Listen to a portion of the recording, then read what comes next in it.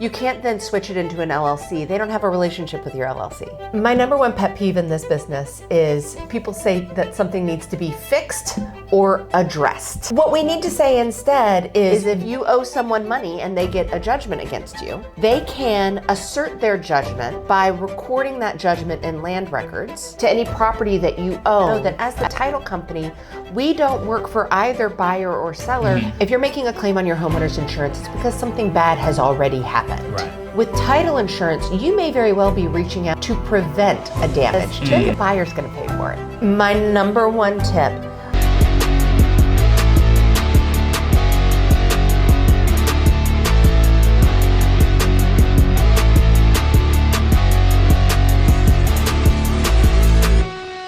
welcome everybody, my name is Daniel Walcott, Realtor with Keller Williams Capital Properties here in the Washington, D.C. metro area, and I have the pleasure of sitting down with Katie Griffin. Hi. How you doing? I'm great. Thank you for having me here with you. Absolutely. So we're here at the Universal Title Office in Capitol Hill. Can you tell us a little bit about you, Universal Title, and what you do here? Yeah. So I'm a title attorney or a settlement officer. That means that we take responsibility for making sure that the title to a property is clear when it is being sold. So we work with realtors, buyers, sellers, and lenders to take you from that point where you are under contract for the home of your dreams all the way through to settlement for your purchase, or on the seller's side for your sale. We also handle all the money, which is a huge responsibility. Absolutely. And so you had mentioned clear title. Yeah. Let's get into that. That means that there are no liens on the property. Right. And when buyers or anybody here, or specifically property owners, hear the idea of a lien being on their property, it's a negative connotation with it. What does that mean exactly? What is a lien? Yeah. So a lien is any sort of recorded obligation against a person or a property that shows up when we do a title search under that person's name or for the property. Okay. So for instance, an example of a lien would be if you buy your home with a loan. Okay. You agree to let your lender record a mortgage against the property, and a mortgage is a kind of lien. So it's out there in the world, in public record, to state that there's an obligation that has to be satisfied if this property is going to be bought, sold, or refinanced. Okay. Another example of a lien, a less fun one, is if you owe someone money and they get a judgment against you, they can assert their judgment by recording that judgment in land records, and it can then become a lien against you personally, which would translate to any property that you own at the time that the lien is recorded. Okay. So that means that if you're selling a property and you had a judgment against you and that judgment was recorded, we would go through in our title search and say, hey Daniel, we need to satisfy this judgment in order for there to be clean title when you sell your property. And this lien pertains to a specific property. So I can have a lien on one property and sell another one that doesn't have a lien and it's not attached to it. Is that correct? Am I understanding that right? It depends on the kind of lien. Okay. So some liens are specific to properties, like a mortgage, or maybe like a water bill, something along those lines. But some liens are specific to you. Okay. So they would attach to any property that you own. Interesting. One of the things that I think is really helpful is if, as a seller, if you have concerns about, financial situations from your past, things that you might think might show up on the title search as a lien or a judgment against you, bring those issues to your realtor. Allow them to connect with the title company so that we can start addressing them from the beginning of the process. Frequently, it can be a huge relief to sellers that at the time that they're selling their property, we're also taking care of something that's outstanding from the past. Right, absolutely. But of course, it can also be a burden.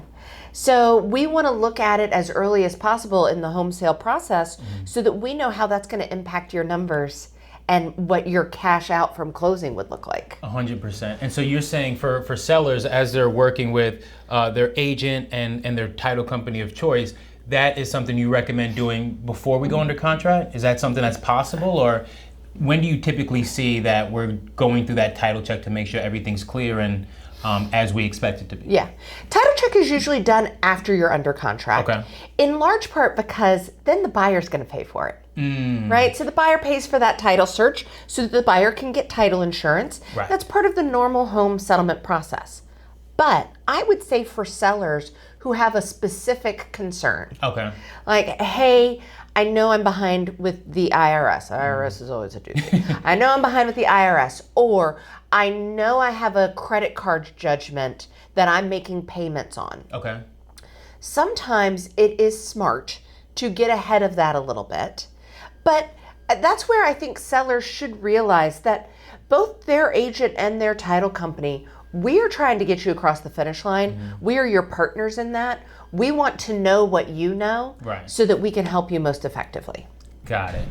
And so from a seller's perspective, what else should they or can they expect from their title company? We're making sure that they have clear title so the property can transfer to the buyer. Is there anything else that happens from a seller point of view that in working with a title company that they should either be prepared for or expect when it comes to closing and getting to the closing table? So once you've got a contract for sale, as the title company, I start digging into the title. That means that I have a lot of questions for the seller. As you can imagine, I'm going to need information about how the property is owned. Do you have any co-owners? Do you have any loans on the property? If you have loans on the property, who's your bank? Who's your lender? What are those account numbers so that we can order payoff statements?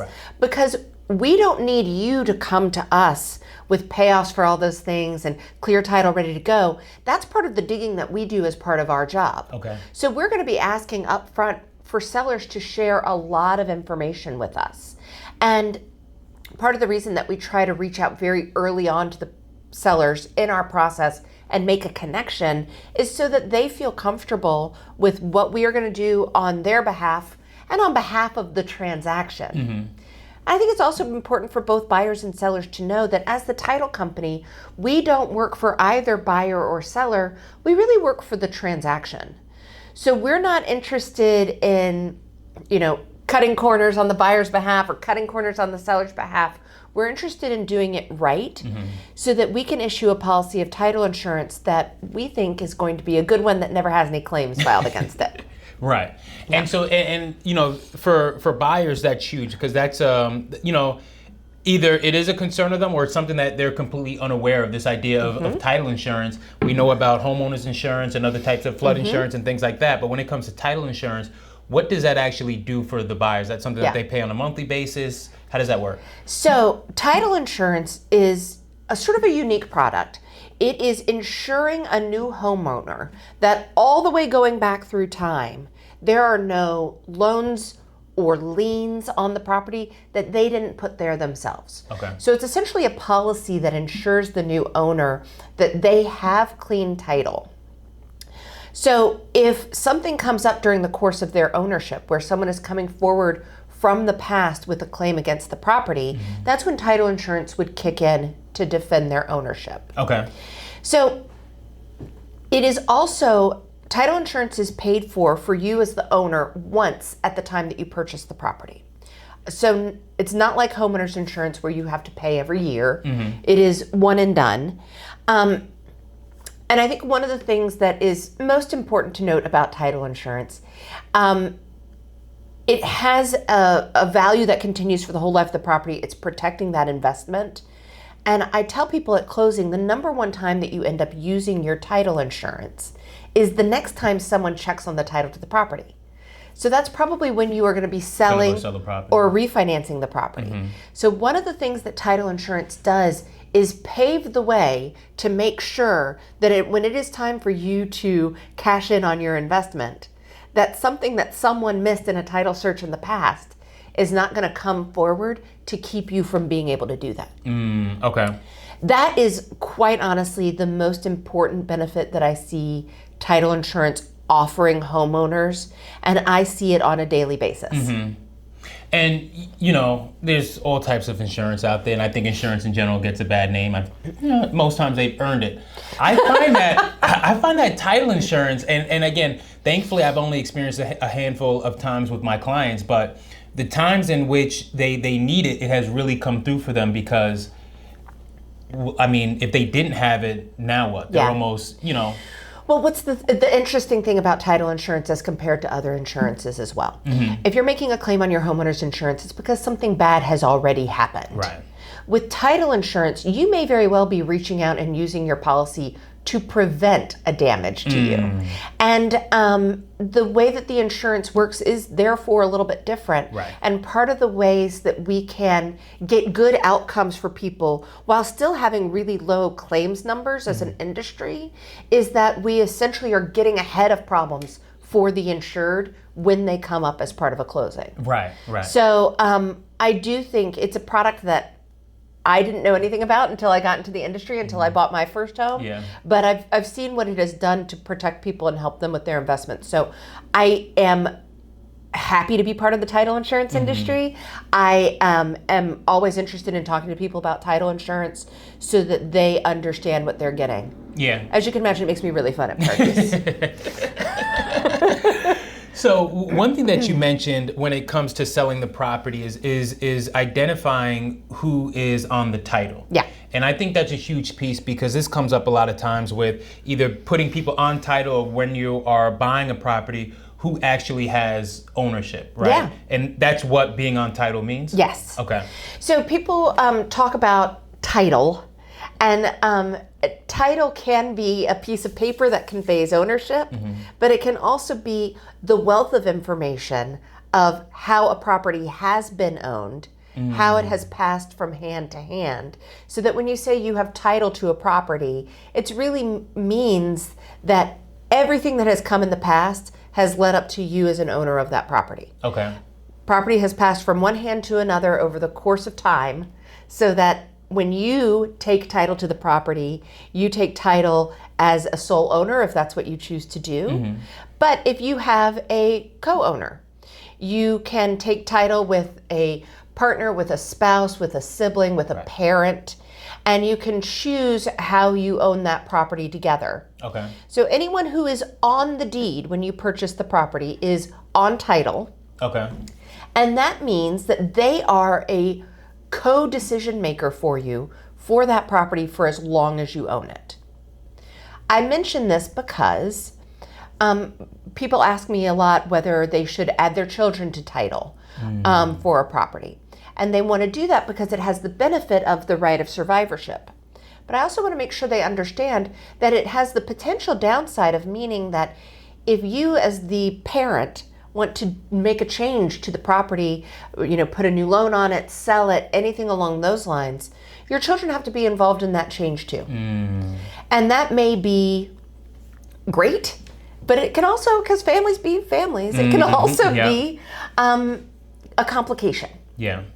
The more, it sounds like the more people that are on the title, the more decision makers are involved, and again, over time relationships change and things are tricky. We see that a lot with relationships and divorce, and I mean, I've had people, and I don't necessarily recommend it, but people who buy properties with their boyfriends, significant others, or girlfriends, and now you own this property together, but you're not together, and now you decide to sell it, and there's difference of opinions and things like that. I'm sure you've seen that more than I have. So I mean, real estate is the tie that binds, right? So I do recommend that when you are buying a piece of real estate with someone, that you have really candid conversations before you do so to make sure that you all are on the same page. Right.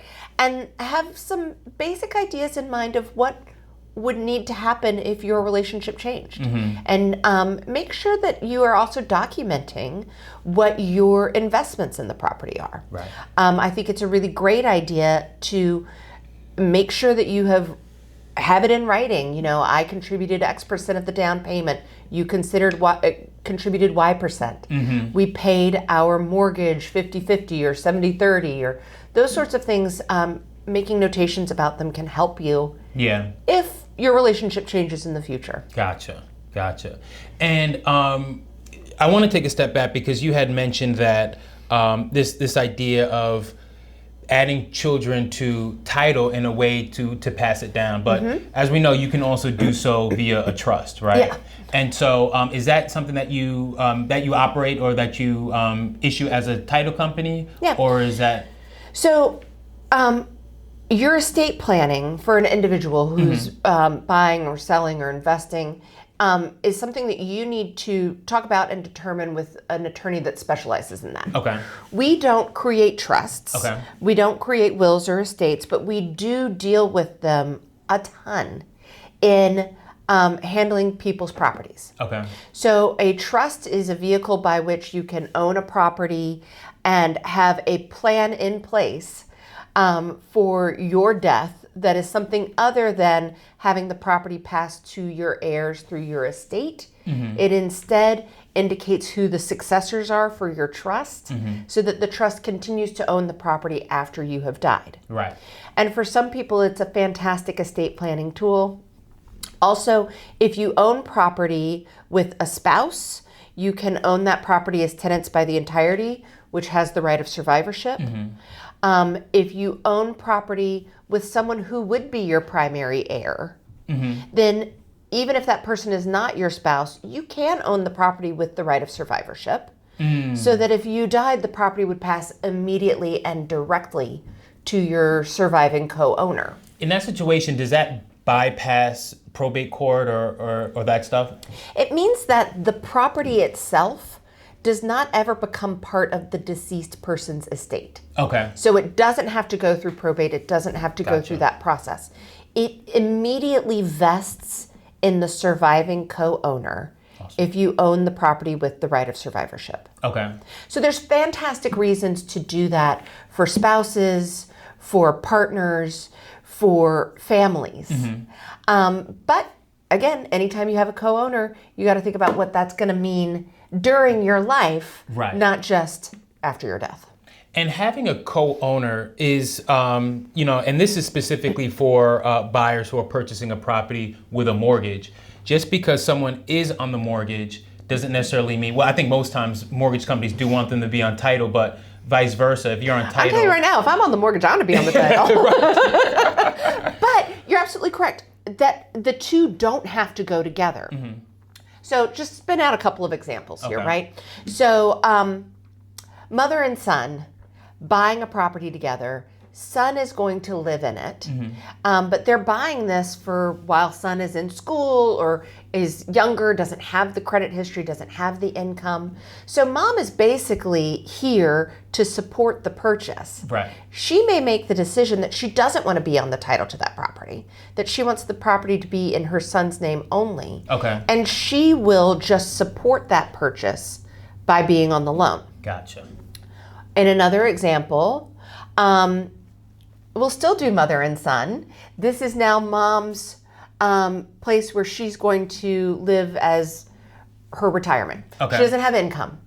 So it could be that perhaps mother and son are on title together, but only son is on the loan. Got it. Because it's his income that is being used to qualify that purchase, because mother is now on a fixed income. Right. And she's moved next to her grandbabies. I'm spinning out a whole scenario here. But those are the sorts of things that can be done. The loan and the title don't necessarily go together, though they frequently do. Okay. And anytime what's going to be on the title to the property doesn't match with what's on the loan, you want to make sure that your lender is on board with that. Gotcha. Okay. I want to talk about LLCs. It's a hot topic. I see it all the time on social media, on Instagram and TikTok. People want to buy a property in LLC because it offers them it offers them protection. Yeah. Without getting into the lending stuff, because obviously lenders view that as a commercial loan as opposed to a residential. What are you seeing with people buying properties in LLCs? Is that typically for the investor versus the first-time home buyer? Are there different implications that maybe people aren't thinking of when it comes to buying a property with an LLC? Yeah, so an LLC offers a level of separation between you as an individual and your personal finances and the property that you own. Okay. I very, very rarely see people buying in an LLC for a primary residence. Okay. In part, that's because if you want to take advantage of any of the benefits that are there for primary residence purchase, including lower interest rates, first-time home buyer discounts, any loan programs that are offered by your lender, or any DC, Maryland, Virginia programs that may be offered, you're going to have to do that in your individual name, because an LLC can't be a first-time home buyer. It's an entity, not a person. Right. Right? The downsides of purchasing an LLC are basically financial. Okay. That you would have to have a different kind of loan, that you can't take advantage of those circumstances. The upsides are that you have that additional amount of liability protection. So I do typically see people buying investments in LLCs rather than primary residences. And depending on your jurisdiction, you can sometimes transfer the property from yourself as an individual into an LLC later on. But keep in mind, if your lender has given you as an individual a loan, you can't then switch it into an LLC. They don't have a relationship with your LLC. They are going to not like it if you switch the property into an entity that they never underwrote. Got it. But for many people, if they are starting with their primary residence and then they want to make it an investment property later, if you're in Maryland, it is much easier to make that transfer the property into an LLC. In DC, they're going to charge you recordation and transfer tax for that change. Ouch. In Maryland, in some instances, they might too. So this is where, if you are starting to make that plan, you really need to start having some counsel and advice. And I recommend working with an attorney to create your LLC rather than just doing it online. You can use the online stuff as a starting off point, but I think you really do want to talk to someone who's knowledgeable. But then if you're thinking about transferring your property into an LLC, you need to talk to a title company, title attorney who practices in that jurisdiction first so that you can assess the costs. Gotcha. And for buyers, some of the benefits, for first-time home buyers rather, you had mentioned, well, I know that there's discounted taxes that they have access for in DC and Maryland, the homestead as well. Can you talk about some of those benefits for first-time home buyers who are looking to buy, and why, you know, that designation as a first-time home buyer has benefits outside of what programs you can qualify for? Yeah. So I think the first thing to know when you're talking about first-time home buyer benefits is that it's going to make a difference whether you're talking with a lender or whether you're talking with like a local government entity. There are different definitions out there for what is a first-time home buyer. So for instance, in Maryland and DC, if you were getting exemption from recordation taxes or transfer taxes, which both jurisdictions offer for first-time home buyers, you really must be someone who has never purchased a home in that jurisdiction. So now, if you bought a home in Maryland, you could be a DC first-time home buyer and vice versa. But lenders, on the other hand, may have some programs that would call you a first-time home buyer even if you have bought a home before. It's going to depend sometimes on the amount of time since you purchased a home. So I would suggest speaking to a lender about what programs are available for you for a first-time home buyer through a loan. But then if you're talking about the programs within the jurisdictions, DC has an income requirement, but they will then cut your recordation tax in half, basically. So if you are qualifying as a first-time home buyer, you pay far less in recordation tax. In Maryland, there is not an income qualification, and it is state transfer tax that is essentially waived for Maryland first-time home buyers. Both Maryland and DC have homestead deductions, but they can be used for first-time home buyers or anyone who owner occupies their property.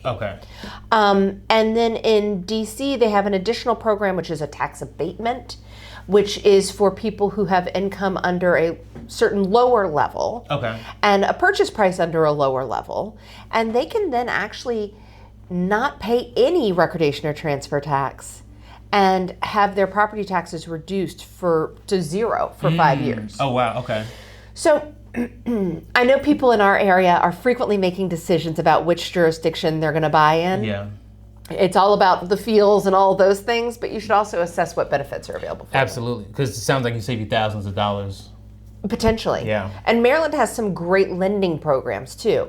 So there's different things out there that make home ownership more affordable than you might think if you haven't talked to a professional local lender about it yet. Gotcha.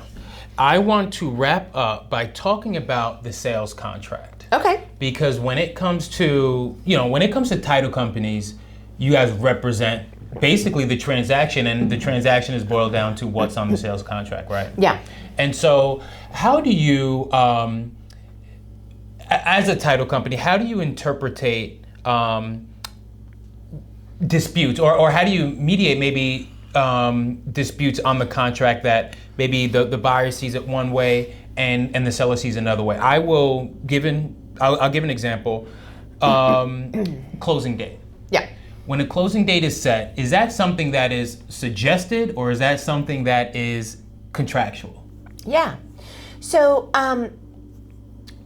the contracts that we work with most frequently are produced by our local real estate commissions. Okay. So there's the Greater Capital Area Association of Realtors that produces the GCAR contract. Yep. There's the Maryland Association of Realtors that produces the MR contract. There's a Northern Virginia contract. The contract should specify the date of ratification, which is the date that everyone signs. Yeah. It should also specify the date of settlement. But sometimes there's areas for reasonable people to disagree about what the contract interpretation is. Okay. And as I mentioned, we are a neutral party. So we, in many ways, are going to try and help facilitate you guys figuring it out. Right.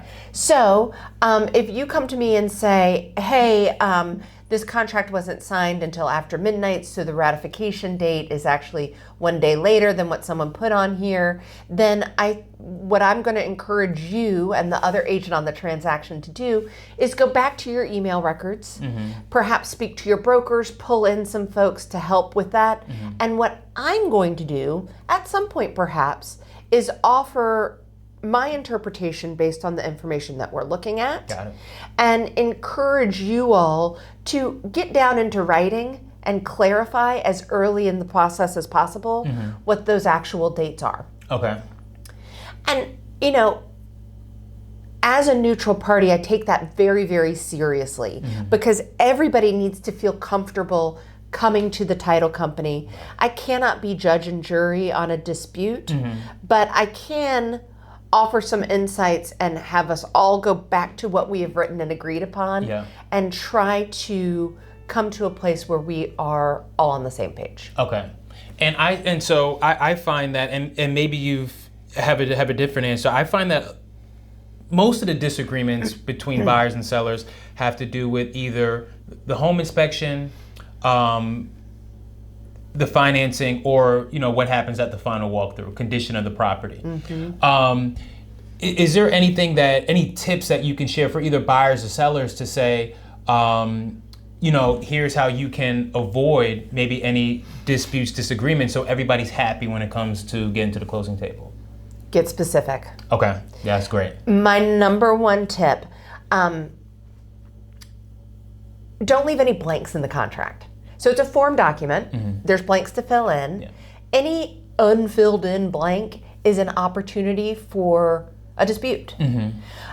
So if you're not sure how to answer a question, then reach out to one of your resources. Reach out to your friendly neighborhood title company. Yeah. Figure out what should go in that blank and get it in there. Talk to the lender about it. Okay. But especially when we're doing a home inspection, my number one pet peeve in this business is for people say that something needs to be fixed or addressed. Address leaking roof. I mean, what we need to say instead is the roof is leaking. Go back to the inspection report, see what the inspector says. Fix the roof leak so that it is no longer leaking. Right. Provide documentation of who did that work, receipts, licenses, because your buyer's not going to want to get up on the roof and make sure that everything's okay. So dig in on those details, and I think sometimes it gets missed because home inspection is coming in, you got to turn around your response, you got to do those things very quickly, but spending a little extra time to be very specific in your ask can mean that when it comes to the final walkthrough and you're trying to assess if all the work has been done, that everybody is on the same page. That is great advice. that I'm going to. I think that, you know, and even in times in which I've done home inspection write-ups, I always find, especially when there's a disagreement, I can always be more specific in what I write out and what we request, just so there's no interpretation or misinterpretation rather from the seller side. And the other thing is, know your client. If your client is going to want to get up on the roof, right?